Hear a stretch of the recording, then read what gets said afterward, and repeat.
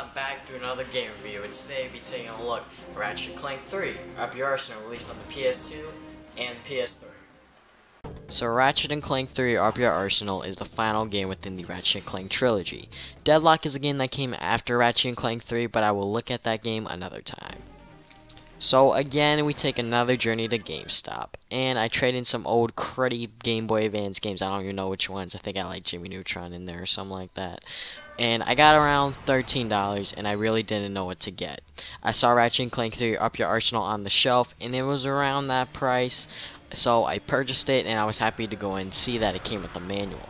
Back then, I wasn't a huge collector, but looking back, I think I might have caused my love for completing games because of that.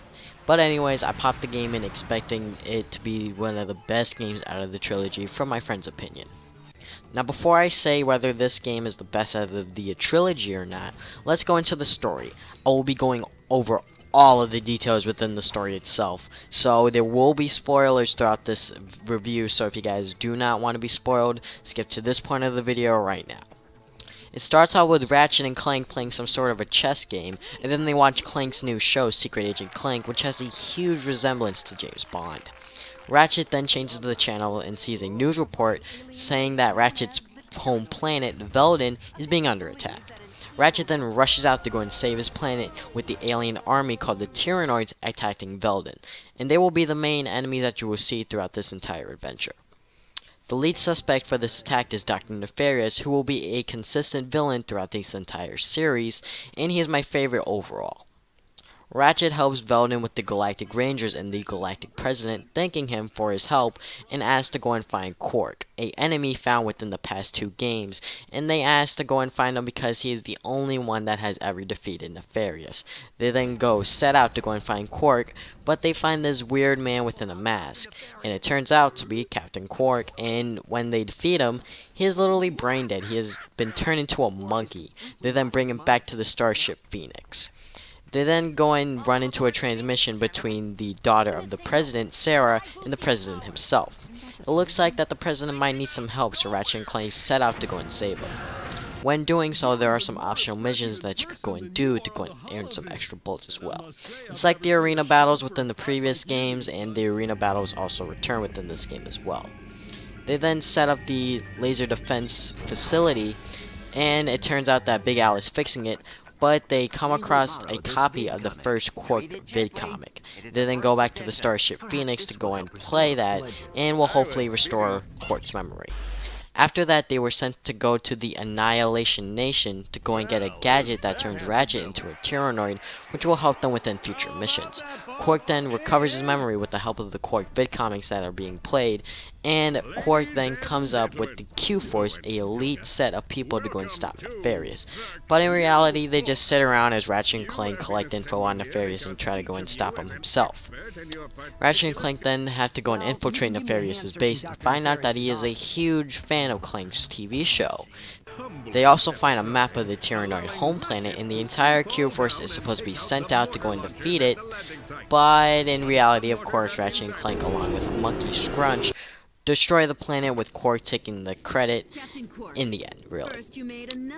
Their main objective was to go and defeat the Queen Tyrannoid, and they have succeeded. But Quark, of course, takes the credit at the end, but hey, karma does get him later, so yeah.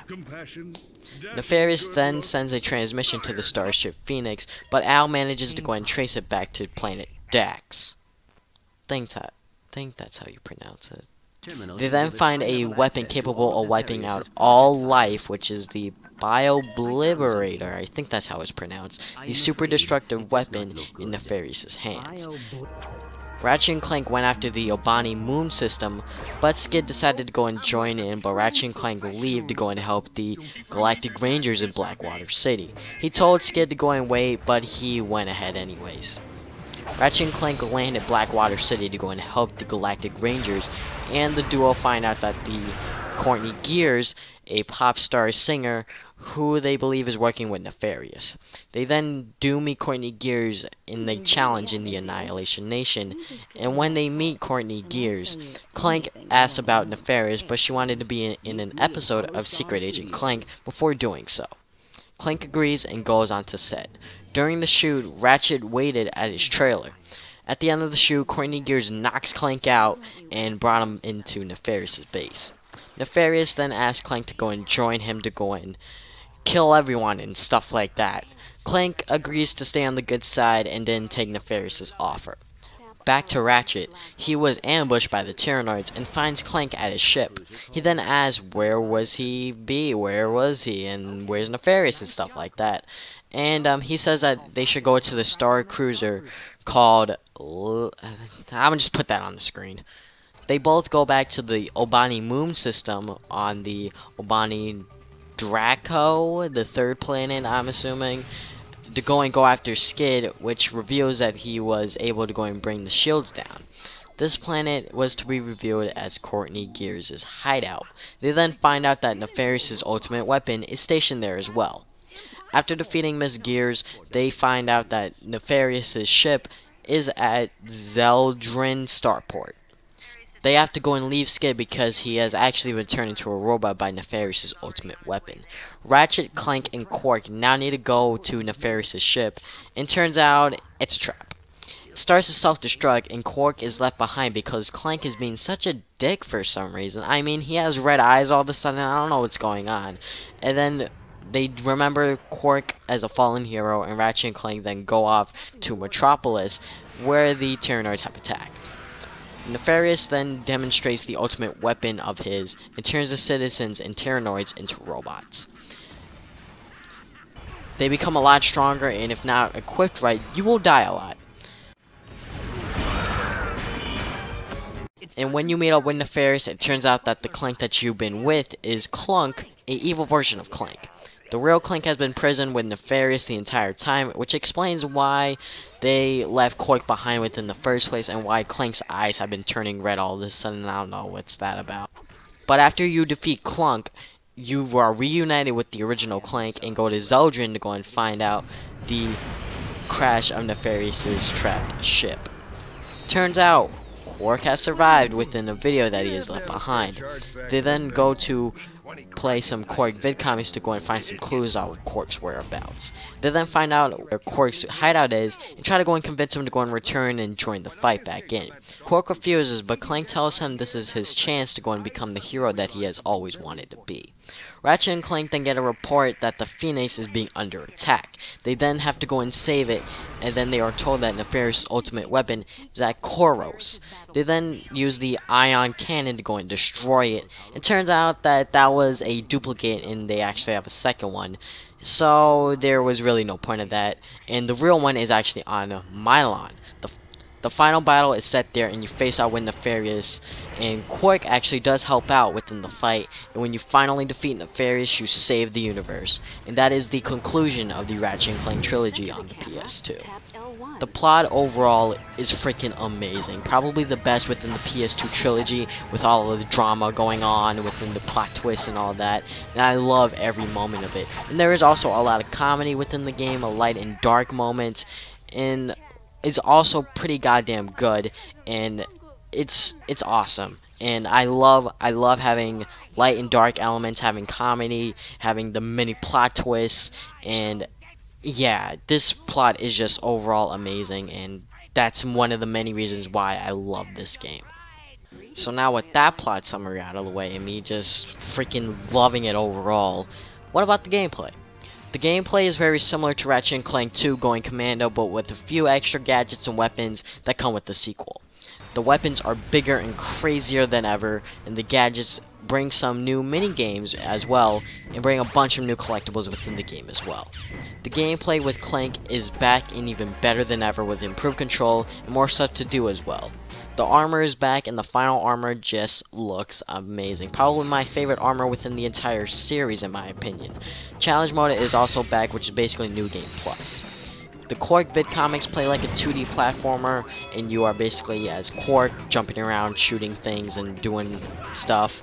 And there are these Quark icons that you can find throughout the level, and if you collect enough of them, you will get more bullets. And there is also some multiplayer mode, but it's dead on the PS2, and I think it's dead on the PS3 as well. And that was one of the main reasons why a lot of people bought the HD remake on the PS3, because basically the online was revised for Up Your Arsenal. And like I said, I got into the series pretty late, so I didn't get a chance to go and play it on the PS2, and I did not have any interest to go and play it on the PS3. Because I really don't know, I just didn't feel like that Ratchet & Clank multiplayer sounded all that interesting. But from what my friend has told me and what I have a lot of people have told me, it's actually a lot of fun. And the gameplay in this game has been expanded from the previous one, and that helps a lot when it comes to a sequel. This has to be my favorite within the PS2 Trilogy. It's not my favorite within the entire franchise itself, but it's still a pretty goddamn good game. Graphics-wise, this is probably the best out of the entire PS2 trilogy. But then again, with the HD remakes, with the HD collection, I should say, of course, it looks really, really damn good. But Ratchet's helmet floats in the air, which bothers me, and there still isn't a patch to this day, which really bothers me. I can't believe that Sony just gave a random developer to go and develop HD remakes for this amazing trilogy on the PS2, and if they patch all of these graphical problems, which I highly doubt at this point, I highly recommend just get the originals on the PS2. But if you don't want to invest on a PS2, but you do own a PS3, just get the PS3 version. The gameplay still retains the same. Like I said, the graphics on the PS3 are still great, but there are still a lot of graphical problems. And just watching the cutscenes where Ratchet's helmet's just floating in the air for whatever reason, still, the PS3 trilogy is still the way to go if that is your last choice. So as you guys can tell from this review, I love Ratchet & Clank 3 Up Your Arsenal. This is my favorite one out of the entire PS2 trilogy, and I highly recommend you pick this game up. You could go and get this game on Amazon, $5 or less shipped. I mean, it's a great, great game for a extremely affordable price. Now, if you guys do not own a PS2, but you guys own a PS3, just get the HD remake. It comes with Ratchet & Clank 1, 2, and 3, and I mean, the gameplay still retains the same, but there are a bunch of graphical problems with the game itself. I mean, it looks great in HD, but in certain cutscenes and all that, Ratchet's helmet's either floating in the head, you know, his helmet's floating and whatnot. Like, you can basically search up problems with Ratchet & Clank HD collection problems, and you will find a video on YouTube or an article or whatever, because there are a bunch of problems with this HD collection, which really sucks.